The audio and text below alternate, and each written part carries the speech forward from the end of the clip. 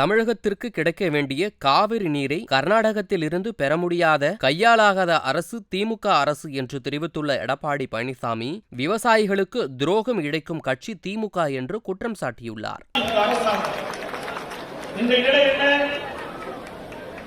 முதலமைச்சர் 2023 ஜூன் 12ஆம் தேதி மேட்டூருக்கு நேராக வந்து டெல்டா பாசன விவசாயிகளுக்கு குறுவை சாகுபடி செய்ய தண்ணீர் திறந்து விடுவதாக அறிவித்து நேராக மேட்டூருக்கு வந்து ஜூன் 12 2023 ஜூன் 12ஆம் தேதி தண்ணீரை திறந்தார். தண்ணீரை திறந்தால் முழுவதும் அந்த குறுவை சாகுபடி விளைச்சல் இருக்கின்ற வரைக்கும் தண்ணீர் விட்டா சரியாது. இன்னைக்கு முதலமைச்சர் தண்ணீர் திறந்து விட்டார். உடனடியாக விவசாயிகள் சுமார் 5.2 ஏக்கர் நிலத்தில் குறுவை சாகுபடி டெல்டா மாவட்டத்தில் சாகுபடி செய்தார்கள். நிலைமை என்ன? ஒரு 2 மாதம் தண்ணீர் இருந்தது.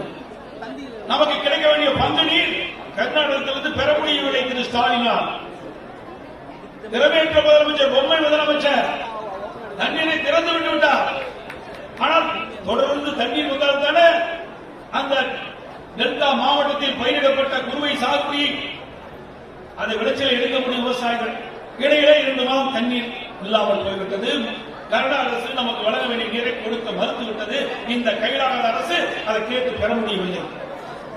தண்ணீர் வராத காரணத்தால் டெல்டா மாவட்டத்தில் இருக்கின்ற குறுவை சாகுபடி செய்த சுமார் 3.50 லட்சம் ஏக்கர் காய்ந்து சேதமடைந்து விவசாயிகள் பாதிக்கப்பட்டிருக்கிறார்கள்.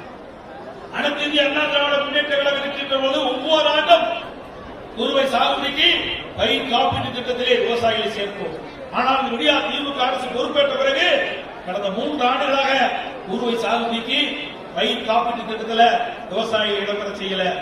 அதனால 2023ஆம் ஆண்டு தண்ணீரை திறந்துவிட்ட பிறகு இந்த குறுவை சாகுபடி செய்த விவசாயிகளை பயிர் காப்பீட்டு திட்டத்தில் இடம்பெறாத காரணத்தினாலே 3 லட்சம் ஏக்கர் குறுவை சாகுபடி காய்ந்து சேதமடைந்து விட்டது. அந்த 3 லட்சம் ஏக்கர் சேதமடைந்த விவசாயிகளுக்கு, பல லட்சம் விவசாயிகளுக்கு பயிர் காப்பீட்டு திட்டத்தின் மூலமாக இழப்பீடு தொகை கிடைக்கப்படவில்லை. ஒரு ஹெக்டருக்கு 84,000 ரூபாய் கிடைச்சிருக்கும்.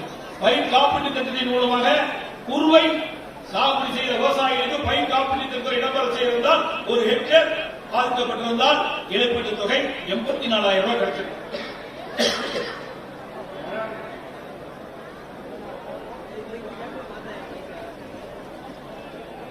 திராவிட முன்னேற்ற கழக அரசு, விடியா திமுக முதலமைச்சர் அதை செய்ய தவறிவிட்டார். இதனால விவசாயிகள், குறுவை சாகுபடி செய்த விவசாயிகள் தண்ணீர் எல்லாம் வறண்டு போய் காய்ந்து போய் அந்த குறுவை சாகுபடி விளைச்சலை பெற முடியாத நஷ்டத்துக்கு உள்ளானார்கள். சரி, நீ அரசாங்கம் நிவாரணத் தொகை வழங்கப்பட்டது. அப்பொழுதாவது முழுமையாக கொடுத்தாலும் அப்பொழுதும் இல்லை. எம்ஜிஆர் தேசிய பேரிடர் நிவாரண நிதி ஒரு ஹெக்டருக்கு 17,000 ரூபாய் நிர்ணயம் செய்யப்பட்டிருந்தது. ஆனால் எஸ்டிஎஃப் மாநில பேரிடர் நிவாரண நிதி 13,500 தான் கொடுத்தாங்க. அதுலேயும் 3,500 ரூபாய் பிடித்துக் கொண்டு கொடுத்த அரசாங்கம் தான் திமுக அரசாங்கம். இவர்கள் எங்கே விவசாயிகளை பார்த்தார்கள்? விவசாயிகளுக்கு எதிரானவர்கள் திராவிட முன்னேற்ற கழகம். விவசாயிகளுக்கு துரோகம் விளைவிக்கின்ற கட்சி திமுக கட்சி, திமுக அரசாங்கம் என்பதை இந்த நேரத்தில் நினைவுகூர கடமைப்பட்டிருக்கிறது.